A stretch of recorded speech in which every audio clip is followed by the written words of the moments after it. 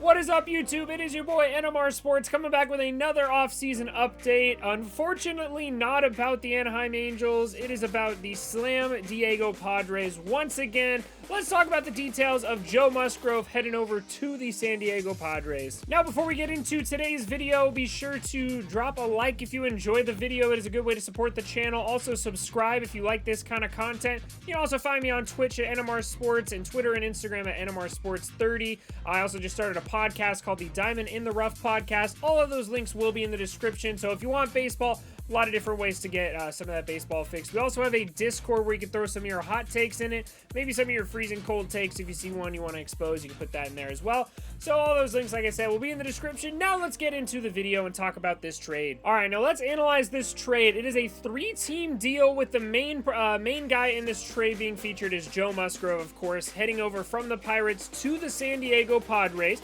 The Mets are also involved. They are getting left-handed pitcher Joey LaCasey from the Padres. The Pirates are getting 4 prospects in Hudson Head, right-handed pitcher David Bednar, left-handed pitcher Omar Cruz, right-handed pitcher Drake Fellows, all from the Padres, and also getting outfielder Endy Rodriguez from the Mets. So that is the full trade. Now let's get into what some of this means for each team. Now the main part of this deal, of course, is Joe Musgrove being acquired by the San Diego Padres. Now if you look at Joe Musgrove's career to this point, nothing's really been that amazing for him. He has a career ERA of 4.3. He's never really had an amazing season to this point. He'll usually eat up a few innings for you. The most he's ever pitched in a season has been 170 innings. The reason a lot of people wanted this guy, including me wanting him for the Angels, is because of this. Now, this is a Baseball Savant page, and Baseball Savant basically takes all of these statistics together and calculates them and shows basically how they should be performing versus how they are performing. Now, looking at these Baseball Savant stats is basically like extra analytics here. Anything on this list, you want it to be in the red. So the only thing that really isn't in the red for him are these walks, which is not ideal, but he's still close to around league average, so he's definitely not bad there. 90th percentile in strikeout percentage, 93rd in exit velocity, 84th percentile in whiff percentage, and his spin rates are pretty good as well. So realistically, nobody is touching this guy's stuff is what they're saying. He seems to have just gotten a little bit unlucky over in Pittsburgh, and obviously he didn't have a lot of run support, so his stats aren't that great. But if you're a fan of analytics, you are a fan of Joe Musgrove. If you're not a fan of analytics, you're more of an eye test kind of guy, he's probably not someone you want on your team. So it really comes down to what's actually going to happen in 2021. Is he going to look like the analytics say he will, or is he going to look like he's looked the last 4 years of his career, 5 years of his career? So we're just going to have to see if Joe Musgrove pans out to be the guy that the Padres want him to be, or if he's actually, if he just plays like he has been.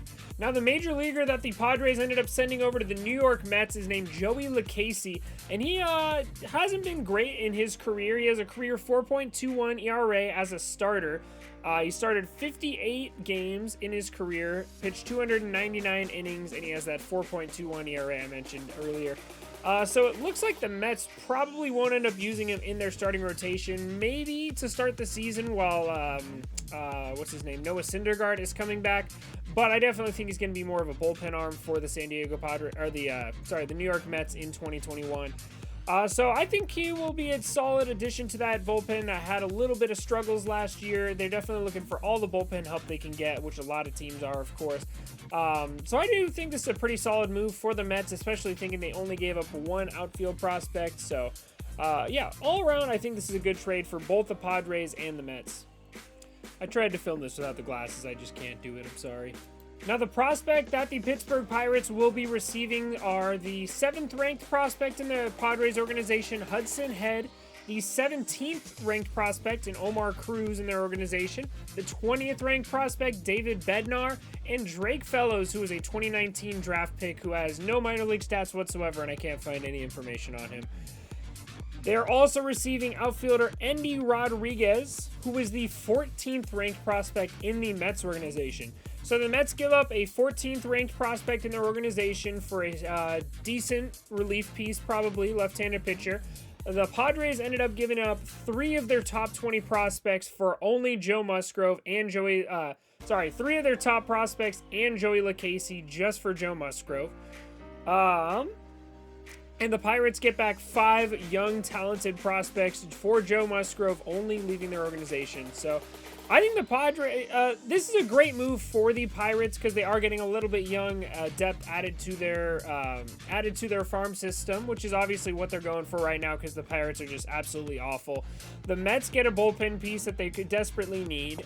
Nothing flashy, but, you know, it works for them. They're trading a little bit of youth for that solid bullpen piece they could have there.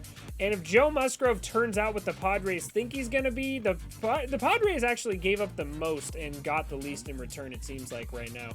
So hopefully Joe Musgrove pans out for the Padres. For my Angels' sake, I hope he doesn't, just because I don't like seeing other teams do well with people we could have got. But I digress. I think the Padres have an absolutely filthy rotation going into next year, especially with Joe Musgrove probably being their number 5 starter. I think Chris Paddock's probably slightly ahead of Joe Musgrove. But we will just have to wait and see. The Padres make an absolutely insane another move. They give up a lot more of their farm system. So it's going to be a very, very exciting 2021 season for the San Diego Padres, and probably the Dodgers too, having to compete with them in the NL West for the first time in forever. But that is going to do it for us today in our video. Thank you guys so much for watching. If you guys, if anything else happens this offseason, I will definitely keep you guys updated and give you my takes on the situation. If you do like the video, feel free to subscribe, drop a like on it, leave a comment if you think that the Padres can beat the Dodgers out as the NL West champions, or if you think they'll be good enough in that wild card spot where they can make a deep postseason run. Thanks again so much for watching, guys. I appreciate each and every one of you. We just hit 150 subscribers. It's a big milestone for us. Thank you guys so much for the support so far, and I will see you guys in the next one.